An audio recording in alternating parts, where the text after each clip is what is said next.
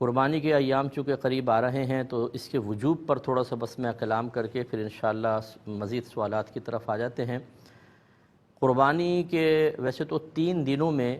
گھر کا ہر بالغ شخص جو مسلمان ہے اپنے اندر ان شرائط کو تلاش کرے،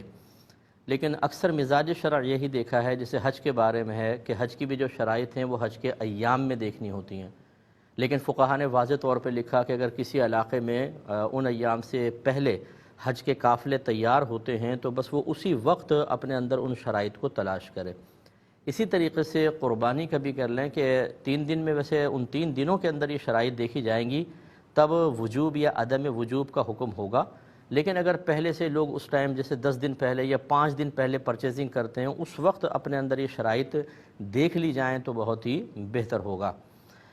قربانی ہمارے ہاں عمومی طور پہ ایسا ہوتا ہے کہ گھر کا سرپرست ہمیشہ کرتا ہے، یا پھر جس پہ قربانی جس کے پاس اچانک پیسہ آیا وہ یہ سمجھتا ہے کہ پہلے نبی کریم صلی اللہ علیہ وسلم کی طرف سے قربانی کرنی ہوگی پھر ہم کریں گے۔ بعض اس میں والدین کو فوقیت دیتے ہیں کہ پہلے ماں باپ کی طرف سے کریں گے پھر ہم کریں گے۔ بعض گھروں میں راؤنڈ لگتا ہے کہ ایک دفعہ والد صاحب کی طرف سے، اگلے سال والدہ کی طرف سے، اس سے اگلے سال بھائی کی طرف سے۔ یہ تمام طریقے صحیح نہیں ہیں۔ سب سے پہلے آپ کو اپنے اندر شرائط تلاش کرنی ہوں گی،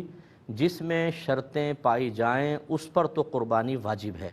وہ تو اپنی طرف سے کرے۔ اب اس کے علاوہ کسی اور کے لیے کرنی ہو تو وہ اس کے لیے کر سکتا ہے، لیکن سب سے پہلے اپنی۔ یہ نہیں کر سکتا کہ خود پہ قربانی واجب ہو رہی ہو اپنی قربانی نہ کرے، اور چاہے وہ نبی کریم صلی اللہ علیہ وسلم کی محبت میں ڈوب کر آپ کے لیے قربانی کرے۔ قربانی کرنا یہ الگ ثواب اس کو ملے گا، لیکن اپنی قربانی ترک کرنے پر گنہگار ہوگا۔ تو اس لیے قربانی کے ایام میں ہر شخص دیکھے جو گھر میں بالغ ہیں، بالغ جو ہے 15 سال کے بعد سمجھ لے بلوغت کا حکم ہو جاتا ہے، مسلمان ہوں بالغ ہوں۔ تیسرا مقیم ہوں، مسافر نہ ہوں، حالت سفر میں نہ ہوں، اور چوتھا وہ مالک نصاب ہوں۔ اور یاد رکھیں قربانی کا نصاب یہی ہے کہ قربانی کے ایام میں جس کے پاس مال کسی بھی شکل میں ہو 52.5 تولہ چاندی کی قیمت تک پہنچ جائے اس پہ قربانی لازم ہو جائے گی۔ لہٰذا اگر تھوڑا سا سونا پڑا ہوا ہے جس کی آپ نے قیمت معلوم کی وہ 52.5 تولہ چاندی کے برابر بن رہی ہے، جو آج کل 45-50,000 تک ہو جائے گی، ریٹ اوپر نیچے ہوتے رہتے ہیں، آپ معلوم کر لیجیے گا سونار سے کہ 52.5 تولہ چاندی کتنے کی بنے گی، وہ آپ کو بتا دیں گے۔ تو چونکہ یہ روزانہ تقریباً اوپر نیچے ہوتا ہے اس لیے میں ایکوریٹ نہیں بتا رہا، تو آپ وہ معلوم کر لیں۔ اب اتنا سونا ہو یا تھوڑا سا چاندی، تھوڑا سونا ہو، تھوڑا کیش پڑا ہو، ان کو ملا کر آپ کر لیں۔ اسی طریقے سے کوئی آپ کے گھر میں ضروریات زندگی سے زیادہ ایسا سامان ہو، ضروریات زندگی والا سامان وہ کہلاتا ہے جس کے بغیر انسان کا گزارا مشکل ہو، جیسے گھر خود ضروریات زندگی میں آتا ہے، آپ کی سواری ہے، برتن ہے، فریج ہے، اگر آپ اے سی باقاعدہ یوز کرتے ہیں تو اے سی بھی ضروریات زندگی کے اندر آئے گا۔ اس کے علاوہ جو اضافی سامان پڑا ہوتا ہے، پرانی کتابیں ہیں، جوتے ہیں، پرانے کپڑے ہیں، ڈیکوریشن پیسز ہیں، ان کی قیمت کا بھی اعتبار کیا جاتا ہے۔ حتیٰ کہ فقہا نے لکھا کہ اگر کسی کے 6 کمرے ہیں، 2 کمرے بند رہتے ہیں، کوئی یوز نہیں کرتا، 4 یوز ہوتے ہیں، تو ان 2 کمروں کی قیمت کا بھی حساب ہوگا۔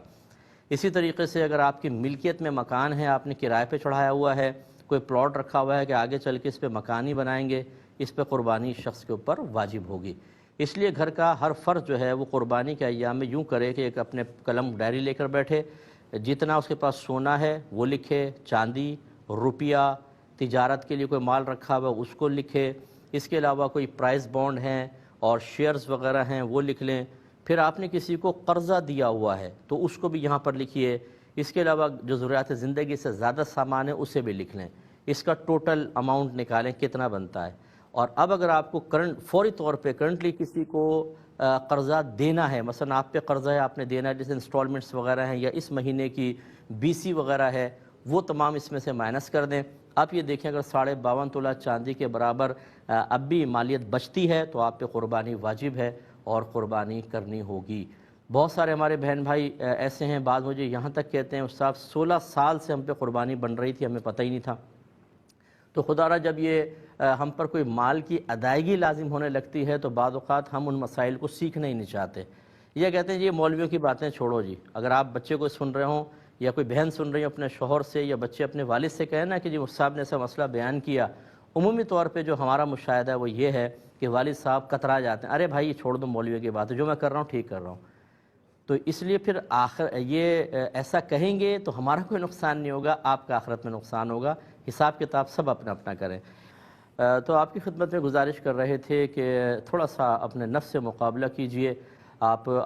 ہر شخص اپنا احتساب کرے اور خود اپنا اپنا حساب کرے۔ مثال کے طور پہ گھر میں والد صاحب ہیں،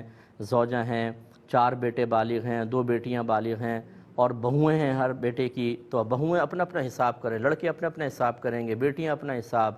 زوجہ اپنا حساب اور شوہر اپنا حساب کریں گے، اور پھر دیکھیں گے جس جس پہ قربانی واجب ہے انہیں قربانی کرنی ہوگی۔ تو یہ ہو سکتا ہے کہ آپ کے گھر میں ہر سال ایک قربانی ہوتی ہو، آپ اپنے حساب سے کر رہے تھے، لیکن جب آپ حساب کریں گے تو آپ کو پتہ چلے گا کہ ہمارے گھر میں تو ہر سال 4 قربانیاں بنتی تھیں، 5 قربانیاں بنتی تھیں، 6 قربانی بنتی تھیں، تو اس کا مطلب ہے کہ جو 6 بنتی تھیں اور آپ ایک کر رہے تھے تو ان 6 کا وبال آپ پر ہوگا، یعنی 5 کا وبال ہوگا، اور جس جس نے واجب ترک کیا گناہگار ہوگا۔ تو یہ اچھی طرح حساب کر لیجئے گا۔